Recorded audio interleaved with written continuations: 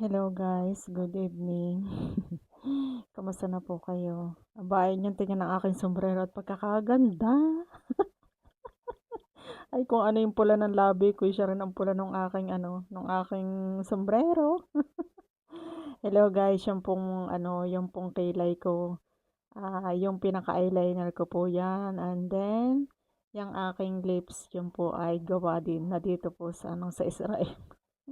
Kaya gumigising po ako, ganyan na po sila.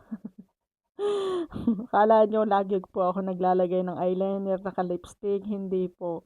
Yan po ay ipinagawa ko po yan. Para life, yan po ay lifetime na. Okay guys. Guys, ang topic po natin ngayon ay bawal nga ba ang magpalaro or magpa-giveaway dito sa atin? Base po sa aking experience, hindi naman po bawal.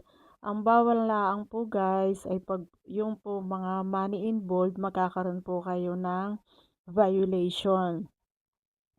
Base po sa aking experience, ako po ay nagpalaro last 3 days, mga ganon. Tapos ako po ay ipinost ko po yung resibo ng Gcash. Bawal po yon.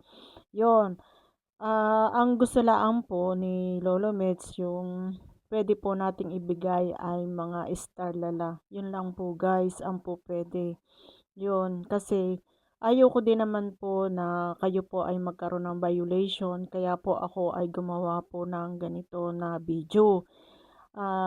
Pinapaalala ko lang po sa inyo na doon po sa mahilig kung gusto ninyo na kayo ay mga magpalaro at magbigay ng mga giveaway, kasi doon lang naman po tayo humahatak ng mga followers at saka ng engagement, ay iba na lang po ang magiging paraan po ng pagbibigay po natin ng mga giveaway. Yun lang po guys. Maraming maraming salamat at sana nakatulong yung kaunti kong advice.